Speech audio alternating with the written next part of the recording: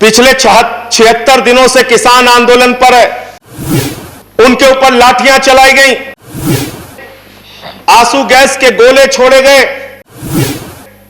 बूढ़े किसानों की आंखें फोड़ दी गई, कड़कती ठंड में पानी की बौछारें की गई, उनको आतंकवादी कहा गया, उनको गद्दार कहा गया, उनको खालिस्तानी कहा गया, मान्यवर, उनको अपमानित किया गया। यहां तक कि भारतीय जनता पार्टी के एक विधायक ने कहा ये किसान नहीं आतंकवादी हैं, इनको सूट कर देना चाहिए और अगर दिल्ली पुलिस नहीं कर पाती तो मैं इनको जूतों से मारूंगा। आप उनको जूतों से मारने की बात करते हैं। 11 दौर की आप वार्ता कर चुके, सारी की सारी वार्ता फेल। आप कहते हैं मैं एक फोन कॉल की दूरी पर हूं। मैं पूछना चाहता हूं क्या इस सरकार के पास कॉल करने के लिए 2 रुपए भी नहीं है? अरे 2 रुपए नहीं है तो हम लोगों से ले लो, लेकिन कॉल कर लो किसानों को। 165 किसानों ने अब तक अपनी शहादत दी है। आप जाइए गाजीपुर बॉर्डर पे, वहां पे 97 साल के इलम सिंह आपको मिलेंगे। उनके 2 बेटे फौज में हैं, रो रो के कहते हैं मुझे इस उम्र में उग्रवादी कहा जा रहा है, नक्सलवादी कहा जा रहा है। उनकी पीड़ा है मान्यवर। शहीद आजम भगत सिंह के वंशजों को, शहीद लाला लाजपत राय के वंशजों को, जलियांवाला बाग कांड में शहादत देने वालों के वंशजों को आप खालिस्तानी कह रहे हैं, आतंकवादी कह रहे हैं, उनको अपमानित करने का काम कर रहे हैं। उनके ऊपर दया कीजिए और ये तीनों काला कानून वापस लेना ही पड़ेगा, आपको लेना चाहिए। अब आपने जुल्म की इंतहा कर दी है। इनके जुल्म के कारण हिंदुस्तान के महान किसान नेता बाबा महेंद्र सिंह टिकैत के बेटे राकेश टिकैत को रोना पड़ा और यह कहना पड़ा कि भाजपा के लोग घेर कर हमें लाठियों से पीटना चाहते हैं। यह आप करा रहे हैं, यह आप करा रहे हैं। आप डेमोक्रेसी की बात यहां पर करते हैं, आप आजादी की बात यहां पर करते हैं। आपने इस देश की हालत यह बना रखी है कि राजदीप सरदेसाई जैसे वरिष्ठ पत्रकार के ऊपर आपने मुकदमे दर्ज करके पत्रकारिता को भी दबाने और उसको कुचलने का काम किया। हर तरफ जुल्म, हर तरफ एफआईआर, हर तरफ मुकदमे। जो पानी पहुंचा रहा है उस पर मुकदमा, जो डीजल दे रहा है उस पर मुकदमा, जो खाने का इंतजाम कर रहा है उस पर मुकदमा। एनआईए लगा दो, सीबीआई लगा दो, पुलिस लगा दो, जांच लगा दो। अरे वो आपके देश के नागरिक हैं।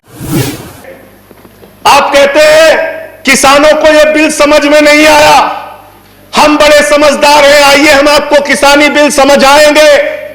मान्यवर, इनकी समस्या यह नहीं कि किसानों को यह बिल समझ में नहीं आया, इनकी समस्या यह है कि किसानों को यह बिल समझ में आ गया है और अब ये तीनों काला कानून वापस चाहते हैं किसान।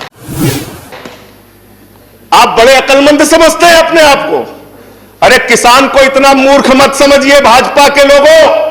वो बिगड़ैल बैल की नाक में नकेल डालते हैं, आपकी सरकार के नाक में भी नकेल डाल देंगे, चिंता मत कीजिए। मैं आज सुन रहा था मान्यवर, मुझे बड़ा आश्चर्य हुआ। सारी की सारी भारतीय जनता पार्टी की सांसद जितने भी नेता बोल रहे थे, कह रहे हैं कांग्रेस पार्टी ने 2019 के घोषणा पत्र में इसको लिखा था।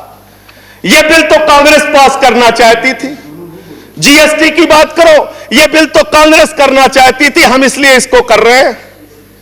लेकिन वो सांसद यह बताना भूल गए कि जब यह बिल कांग्रेस लेकर आई थी तो उस समय स्वर्गीय अरुण जेटली जी ने और स्वर्गीय सुषमा स्वराज जी ने उस समय बिल का विरोध किया था। और कांग्रेस ने अगर 19 के घोषणा पत्र में इस बिल को शामिल किया था तो उनको तो 55 पे पहुंचा दिया, आपने तो लागू कर दिया, आपको 5 पे पहुंचा देगी। इस देश की जनता 5 पे पहुंचा देगी। इसलिए अगर आप कांग्रेस के सपनों को पूरा करने के लिए आए हैं तो जनता को भ्रमित मत कीजिए।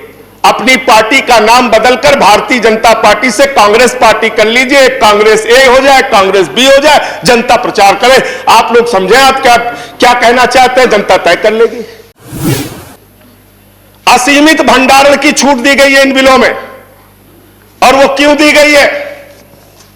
2 साल से अडानी का 100 एकड़ जमीन का लैंड यूज चेंज करने की एप्लीकेशन हरियाणा सरकार के पास पेंडिंग थी, लेकिन 7 मई को जब पूरे देश में लॉकडाउन लगा था, उस समय उस लैंड यूज को चेंज करके 100 एकड़ जमीन पर अडानी को भंडारण कोल्ड स्टोरेज बनाने की छूट दी गई और 5 जून को ऑर्डिनेंस के जरिए असीमित भंडारण और कोल्ड स्टोरेज बनाने की छूट दी गई। तो यह बिल किसानों के लिए नहीं लाया गया, अपने 4 पूंजीपति मित्रों के लिए यह सरकार यह काला कानून लेकर आई है। उन्हीं को फायदा पहुंचाने के लिए काला कानून लेकर आया गया है, उन्हीं के लाभ पहुंचाने के लिए काला कानून। यह सरकार 130 करोड़ हिंदुस्तानियों की सरकार नहीं है मान्यवर, यह सरकार उन 4 पूंजीपति लोगों की सरकार है जिनके लिए कानून बनाते हैं और जिनसे चंदा लेकर ये लोग चुनाव लड़ने का काम करते हैं।